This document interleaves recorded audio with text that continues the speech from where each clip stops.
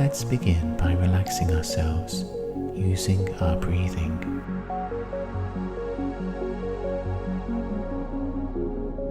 Breathe in a little more deeply than before. Allow that breath to fill you out gently, and let your breaths drift in and out of you, inflating and deflating you minutely.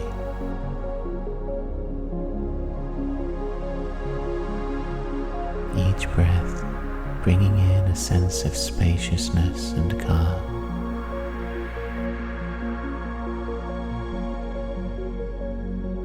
Making you feel more and more at ease. As you breathe in, notice the tiny changes happening. How your shoulders raise and then fall. Ribcage expands and then settles back again. Imagine your breath is a warm, quiet breeze, and it moves through the empty caverns of your body, exploring, quiet, unknown to anybody else except you.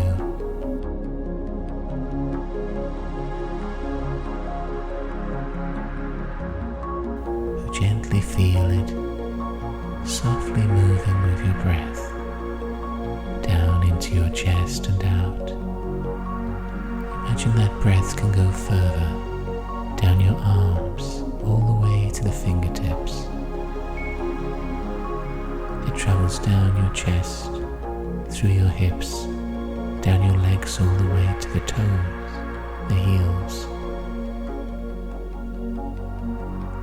Breathe in and out at your own pace.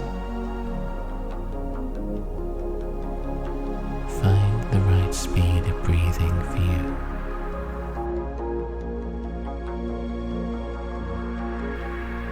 Anywhere your body doesn't feel at ease, let your breath, that warm, quiet, exploring breath, go to that place. Breathe through that area. It becomes golden, warm, the texture of syrup. Carry on breathing in and out, taking this gold warmth through your body now.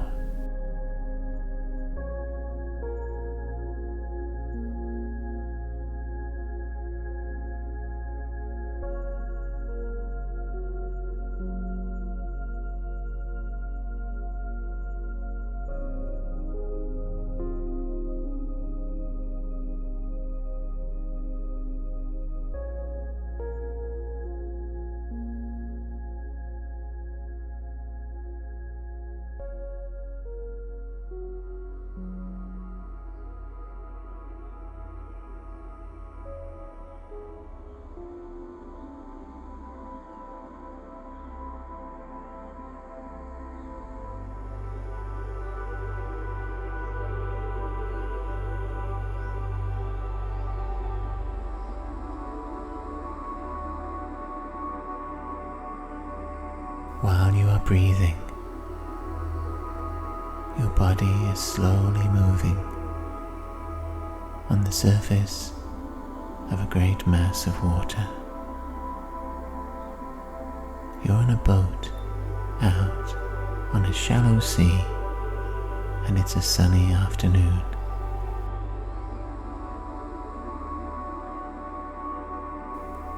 The seabed is just a few feet below you, through the clear water.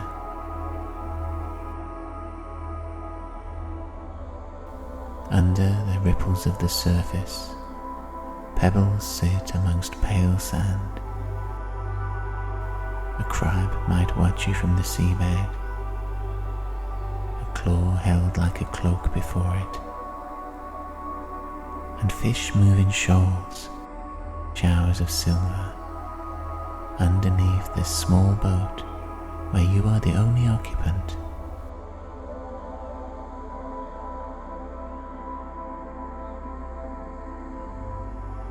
isn't any wind. You seem to have rowed out to here, and now that sun overhead is making you sleepy. It's so quiet out here, just the slaps of the water on the wood of the boat, the distant gulls.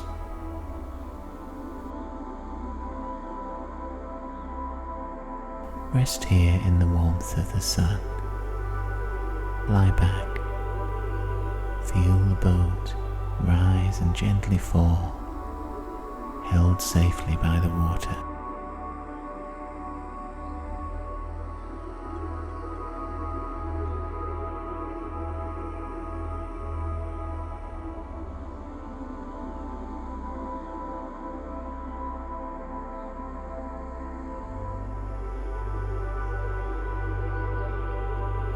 Now it seems on that boat like you have woken up. You're sitting up to sense where you are. We're still upon a sea that is shallow, only a few feet deep. You feel you're far from land. There are faint white beaches you can see in the distance. But it's harder to see because the big change is night has fallen. A warm Mediterranean darkness has enclosed your small boat.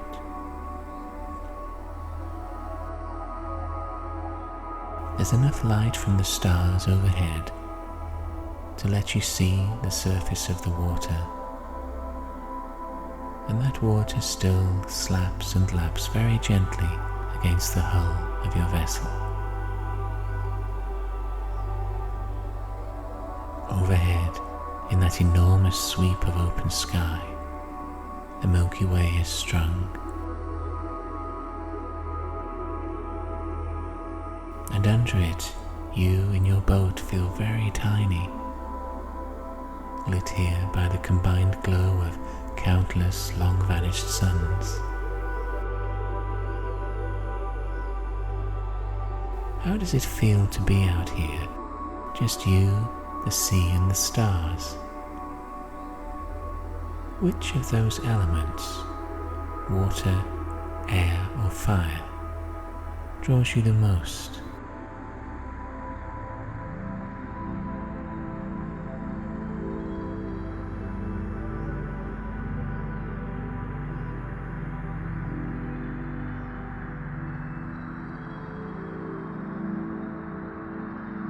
You notice a new shape further out to sea.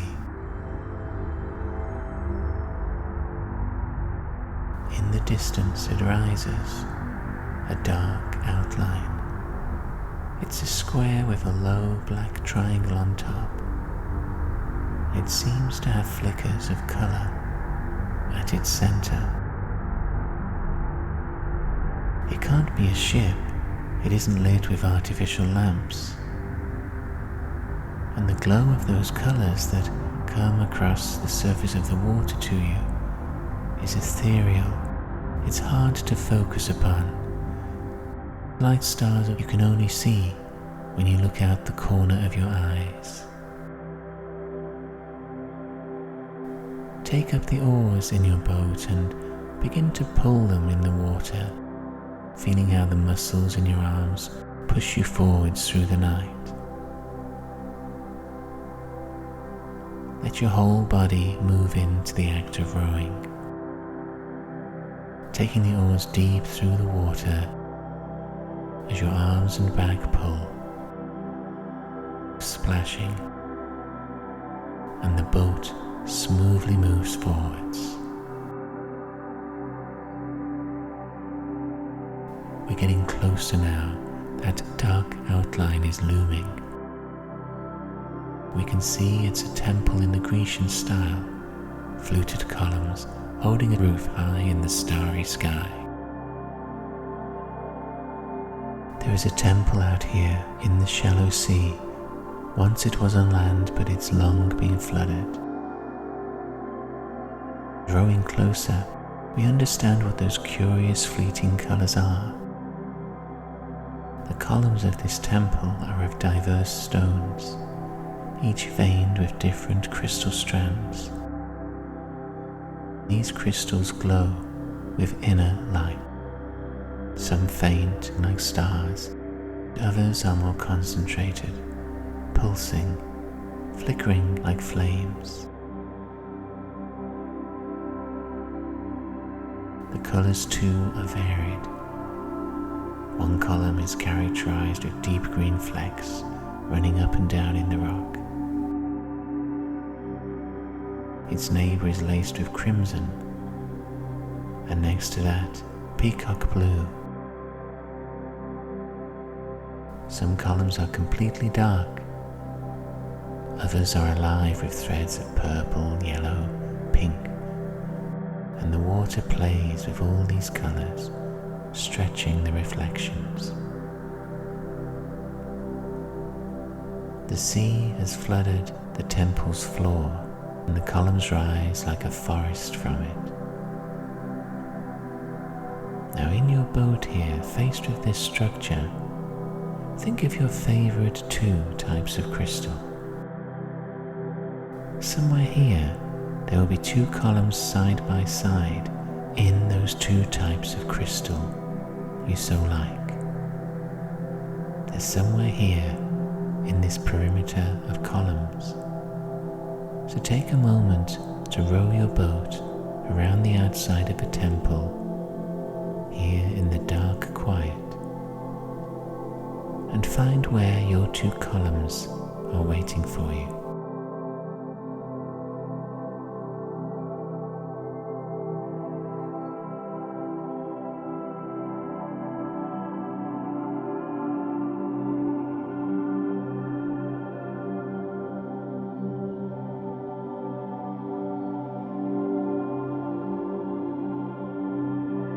When you find the two columns, a column each of your two favorite crystals, turn your boat so that it points between them.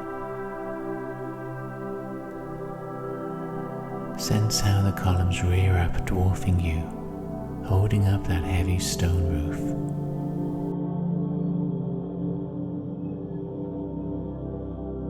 Feeling small is what this temple is about. It's an education in size. That's how rocks begin to communicate with us. Each column sparkles with the essence of one of your crystals, as if sprites are encased within the fluted stone, flickering and peering at you, waiting to connect.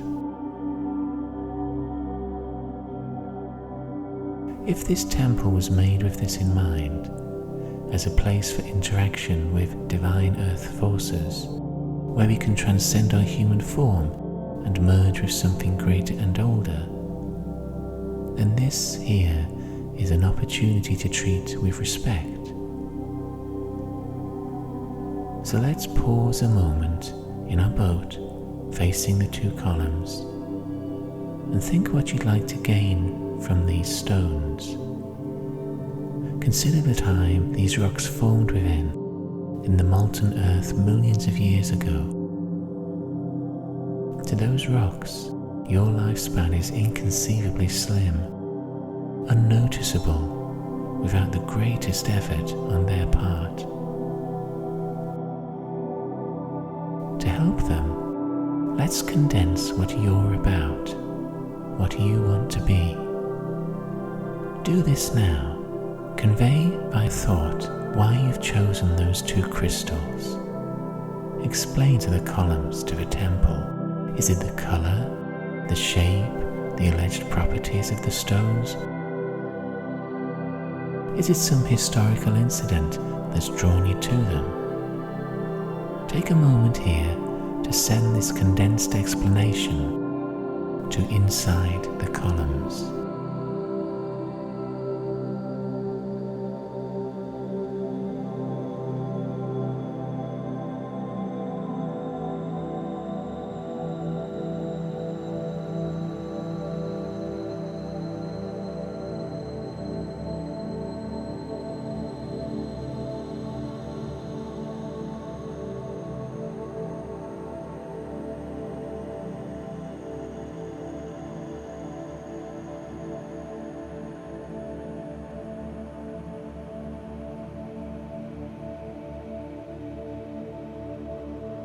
it feels like your message is being received.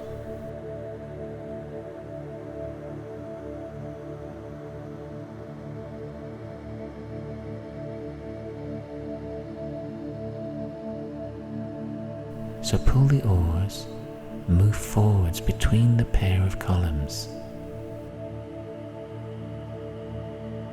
Let the flickering light from their veins flow over the water as you advance. Flow over you. You pass through them. Notice how the two colors fall onto you when they're faint and when they're strong. How they combine into one. How do they sit upon your skin as you pass by?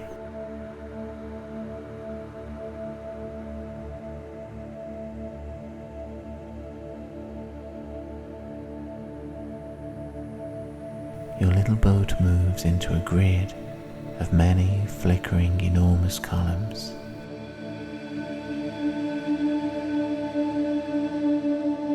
You've turned left and right a few times, and trying to remember where you are in here has become impossible. In this forest of stone, some pillars are flickering, others are totally dark. It's a network of shapes stretching in each direction.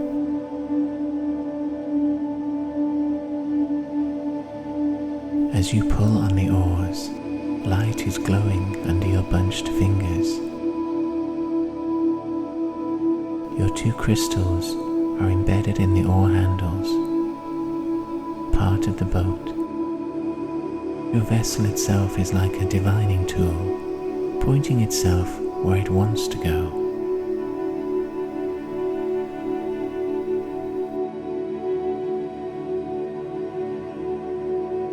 As your muscles provide the forward motion and help your boat turn whichever way it wants to go,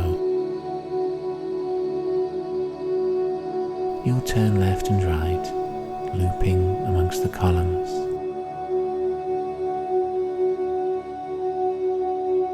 Sometimes you might end up outside the temple, facing open sea, before the boat swings back in again. But the movement of rowing is going to lull you into a trance. So lean back, let go of the oars. The boat can power itself and doesn't need you to row. Lie back instead, watching that stone ceiling lit in faint different colors pass overhead.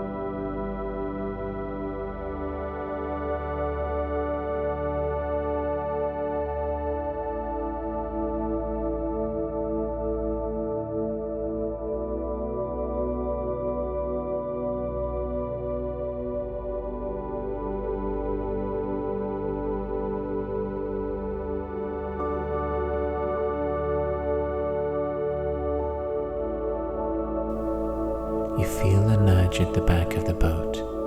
It rebounds gently. You sit up and find we've reached the inner sanctum of the temple. A platform at shoulder height is above the water.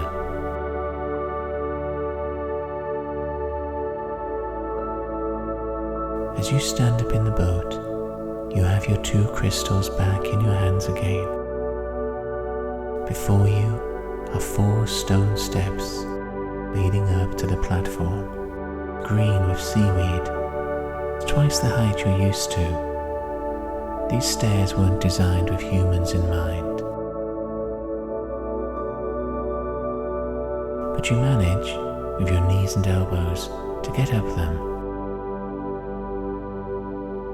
So you can stand up, brush yourself down, and discover what's at the heart of this temple.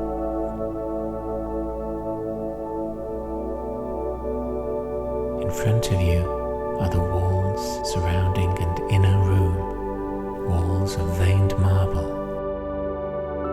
Precise blocks rise up to the distant roof, veined and glowing. Cuts through that wall in front of you, as if in a child's cartoon, is a tunnel, an opening that's human-shaped, outlined for the head, shoulders, arms and legs. 12 feet tall, much taller than you are, and through it, bright light is shining, strobing over your face and away again. This is where we're going. You'll have to squint to find your way. The light is too bright to look into directly.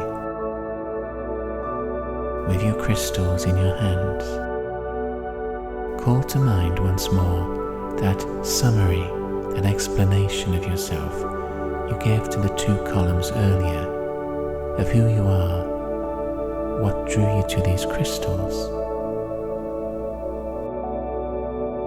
And with that in mind, let's go up to that human-shaped recess in the walls and step in to its rainbow light.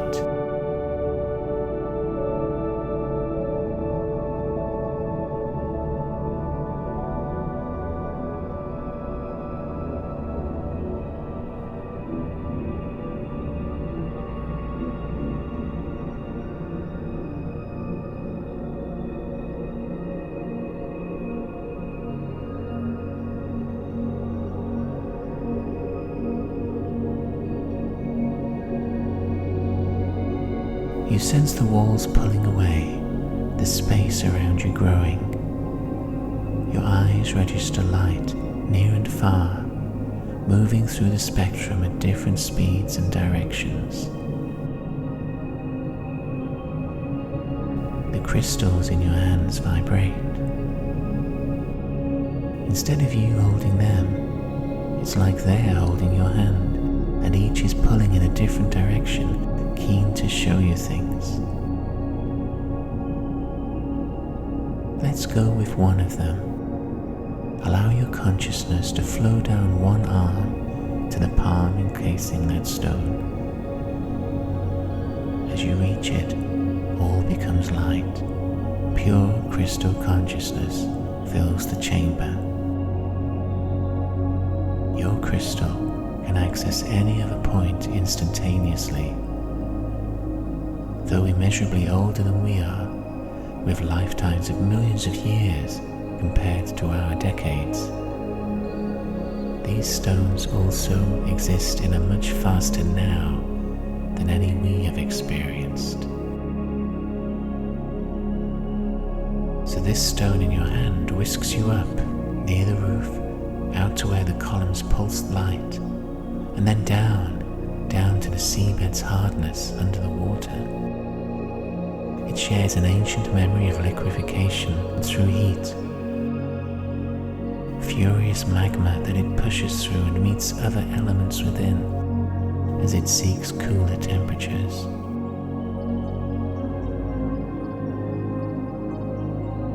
Its atoms mirror in all directions, repeating their patterns, a lattice of chemical organization that creates color, texture, and character.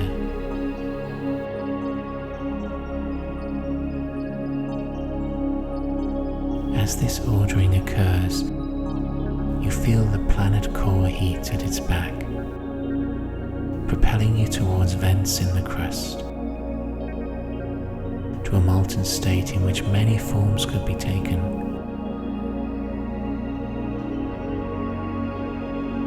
But just one will be chosen to follow uniformly over and over.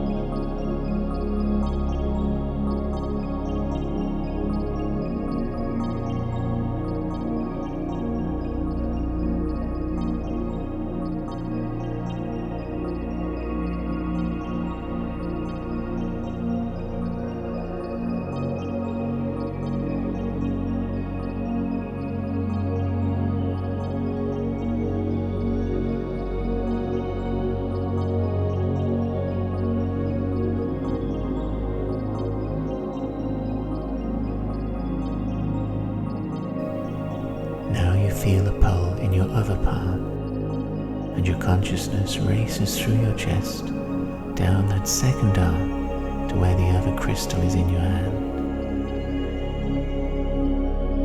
This gem, as well, can connect anywhere in the network of rock consciousness.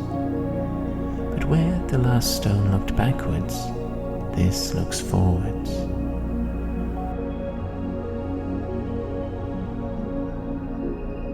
It shows you various fates that might befall its solid form. To be left hidden in the earth, to be extracted, to be powdered, or cut into a shape for human tasks. But whatever awaits in the near future, its ultimate fate, far away, is to dissipate in heat at the Earth's core, beginning the cycle again. This stone is unruffled by this knowledge of its fate, and its strength is attractive.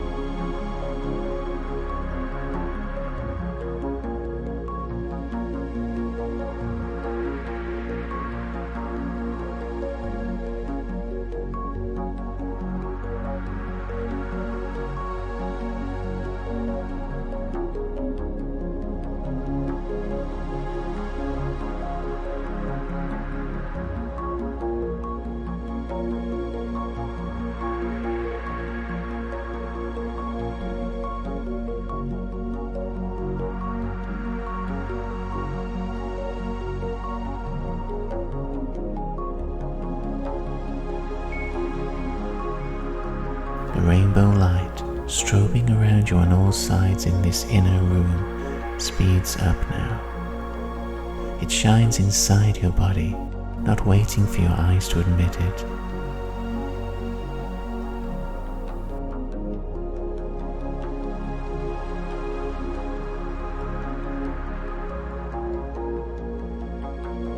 And those two stones in your hands, they communicate with the rainbow continuum.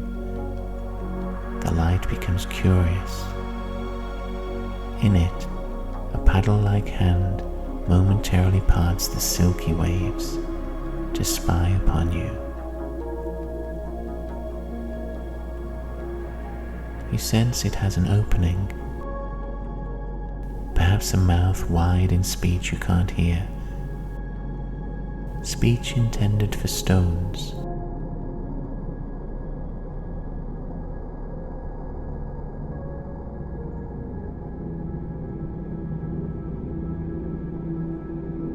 Though the talk in here is too deep for human ears to detect, rumblings in magma hundreds of miles below the Earth's crust, its dialect is color, and that is something we are conversant in. Remember how you had two favorite stones, two columns, and as you passed between them, the light of both shone down and combined into a third color. Share now this third color in your thoughts, along with the emotions of what those two crystals mean to you, the bond you have with them.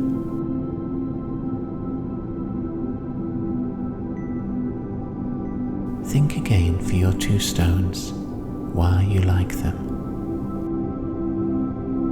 what your history is with them,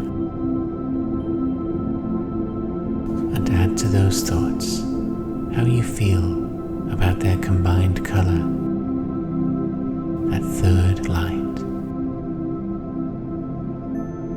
And then you'll find the rainbow light takes you. This is the light of all time, of all that's manifested in every form of consciousness within this earthly plane.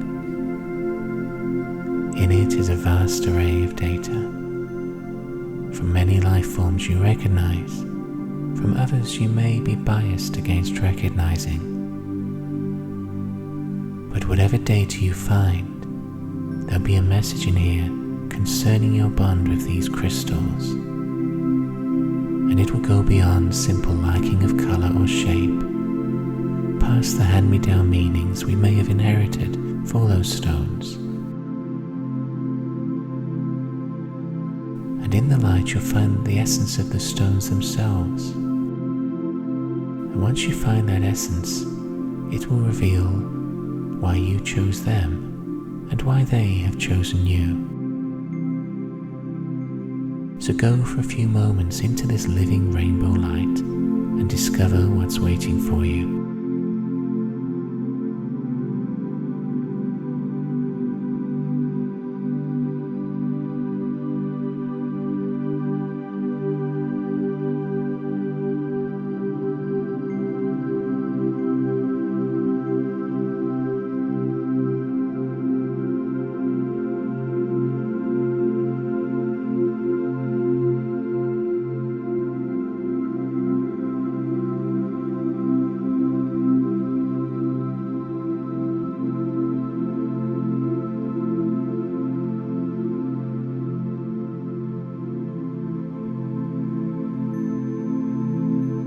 The rainbow pulsing is receding. You find you're standing again on a platform of stone, the columns of the temple on all sides. You have your two stones in your palms, and the columns round you are no longer lit from within. Instead, daylight reveals their forms. You feel a dawn breeze moving through the columns. Overhead, against the blue sky, the roof of this temple is long gone. Birds nest in the ruined column tops. Squeeze the stones in your hands to store the treasures we experienced last night here. Remember that third color as you move between the two columns, and the journey back in time that one crystal shared to explain its origins, and the other stone's sprint into the future, its acceptance of returning to source, and most of all, the inner rainbow light's revelations. But now it's time to take this wisdom back to the waking world, where it can surprise and guide you in your future days and months. So turn on this stone platform to where the breeze from the sea is reaching you.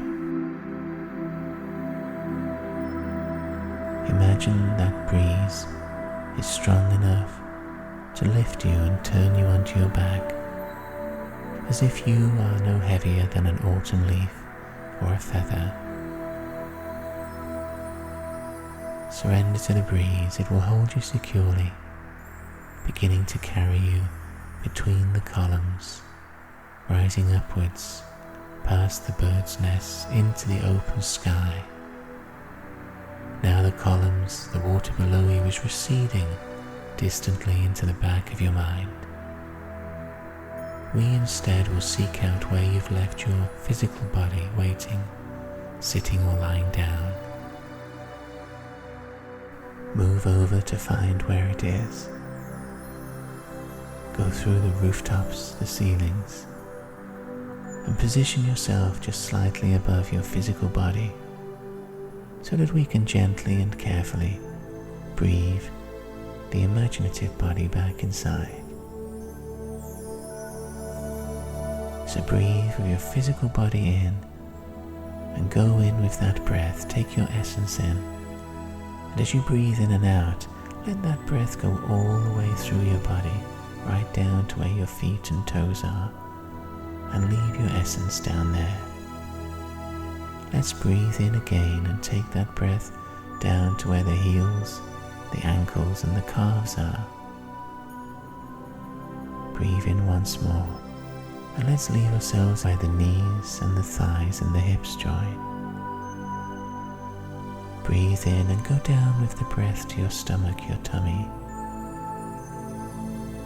Leave your essence there and climb back up every bone in the spine. Breathe into where your ribcage fans out. Leave yourself in the torso all the way up to the shoulders. Now, let's breathe in down each arm at once, all the way down to the palms, the fingers, the wrists. Let's breathe in once more and take ourselves to fill the forearms, the elbows, and the upper arms. All the way to the shoulders. Now it's starting to feel like your physical body is the right weight once more. Your limbs belong to you. We'll breathe up now through the neck and into the head. Bring yourself back in to fill the space between your ears, where your mouth is, between the eyes. Bring in the little point of you that thinks, so it can sit once more between the eyes, where it normally lives. Be aware in your body of anywhere that still feels spacey, not fully back, and breathe to that area, leaving yourself there to become the right weight. Try wiggling your fingers and toes. And when you feel you are ready and you are fully back, let's open up our eyes.